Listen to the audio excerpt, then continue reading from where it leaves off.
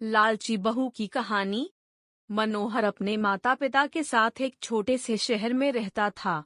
वह एक कंपनी में काम करता था, जिसके पैसे से वह अपना खर्चा और अपने परिवार का खर्चा चलाता था।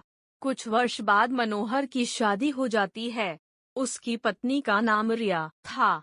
रिया एक बहुत ही लालची किस्म की औरत थी।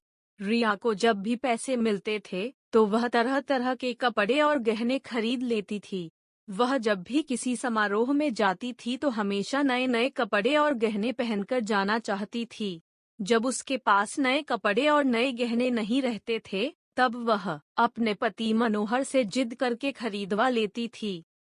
उसकी लालच से उसका पति भी तंग आ गया था। मनोहर रिया को हमेशा समझाया करता था कि हमारी कमाई उतनी नहीं है कि मैं तुमको हर समारोह में जाने के लिए अलग अलग तरह के कपड़े और गहने खरीद कर लाया करूं। मगर रिया उनकी बातों को मानने के लिए तैयार ही नहीं होती थी। एक दिन जब रिया किसी समारोह में गई थी, तब उसकी एक सहेली मनीषा उसके घर पर आई।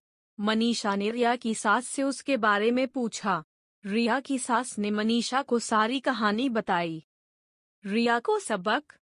मनीषा ने अब रिया को सबक सिखाने के लिए बनाई। वह रिया के घर से सारा राशन लेकर चली गई और राशन के डिब्बे में अपने गहने और नए कपड़े लाकर भर दिए।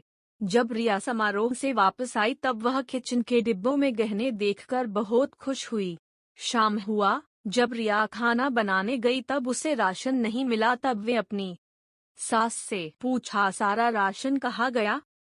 उसकी सास ने जवाब दिया, मैंने सारा राशन और घर का सारा सामान बेचकर तुम्हारे लिए गहने और कपड़े खरीद लिया है, तुम बदल बदल कर हर दिन नया पहनो। रिया बोली, मगर खाने के बिना मैं गहनों और कपड़ों को क्या करूंगी? तभी उसकी सहेली मनीषा आई और उसने रिया को सब कुछ बताया कि यह तुमको सबक सिखाने के लिए किया गया था। अब रिया को समझ में आ गया, जीवन जीने के लिए सबसे ज्यादा जरूरी भोजन होता है, ना कि बदल बदल के गहने और कपड़े पहनना।